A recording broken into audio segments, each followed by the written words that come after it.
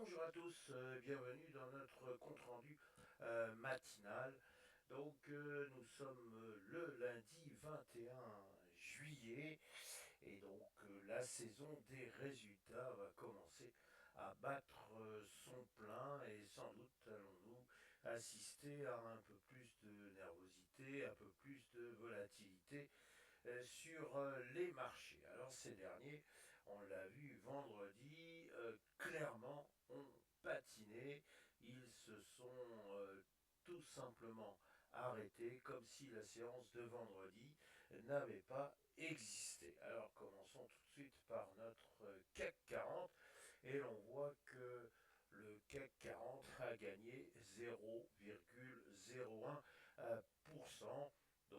C'est la raison pour laquelle j'indiquais que manifestement il ne s'était rien passé. Alors c'est jamais tout à fait vrai, puisque le cours de clôture ne veut pas forcément vouloir dire très exactement ce qui s'est passé sur une séance. Si l'on rejoint notre graphique, on voit bien qu'il y a une assez longue bougie rouge et bougie rouge qui avait démarré un petit peu sur les chapeaux de roue, c'est-à-dire que les acheteurs se voyaient déjà, non pas forcément en haut de l'affiche, mais bel et bien à proximité des 7900 points.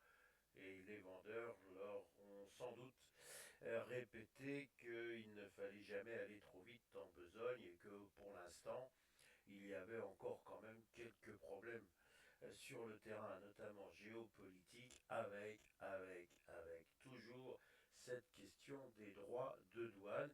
Et on se souvient que M.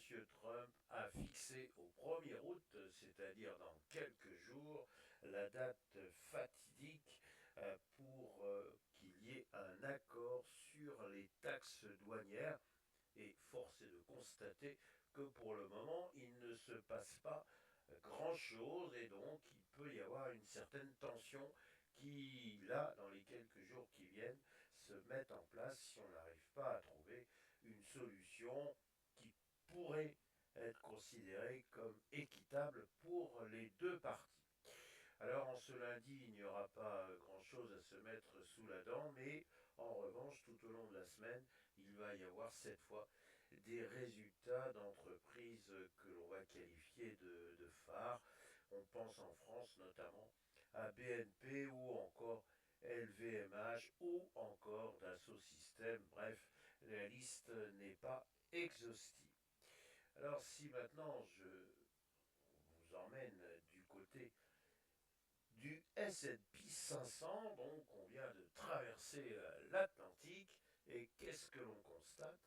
Eh bien, c'est que la situation est un peu similaire des deux côtés, justement, de l'Atlantique, puisque notre CAC 40 gagne 0,01%, mais dans le même temps, le S&P 500 perd 0,01%. Alors là aussi, il ne faut jamais juger une séance à l'aune de sa clôture, mais bien reprendre exactement ce qui s'est passé au cours d'une séance, donc récupérer les quatre informations primordiales, à savoir un cours d'ouverture, un cours de clôture, un plus haut et un plus bas.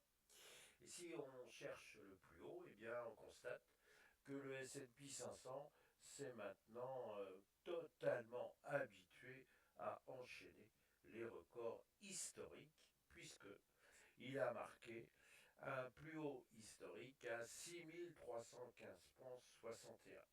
Alors on voit bien que la stagnation du S&P 500 est pratiquement à l'heure, puisqu'en fait il faut surtout retenir qu'il a gagné encore quelques points sur sa voie toute historique.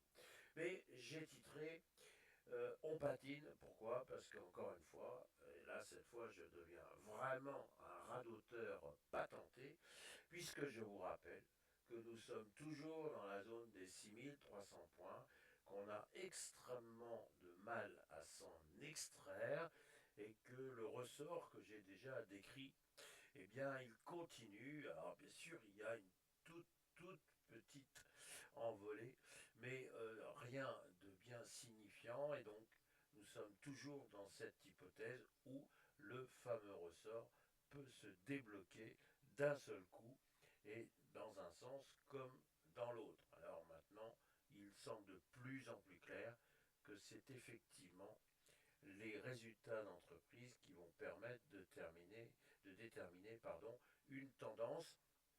Et pour l'instant, il n'y a pas suffisamment d'éléments. On a eu les banques, on a vu que les banques se portaient bien, mais elles se portaient bien parce que beaucoup d'entre elles font du trading sur les marchés, donc elles ont profité de la volatilité.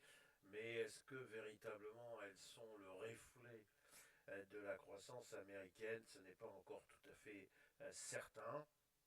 Et donc, on va surtout aller regarder du côté des technologiques et encore plus du côté de celles que l'on appelle les 7 magnifiques. Donc attention, là encore, cette semaine, c'est le véritable envoi de la saison des résultats. Donc, en synthèse, on continue de surveiller attentivement, très attentivement, cette fameuse zone des 6300 points et on fait attention. L'hypothèse d'un retour en direction des 6150 points n'est toujours pas à exclure.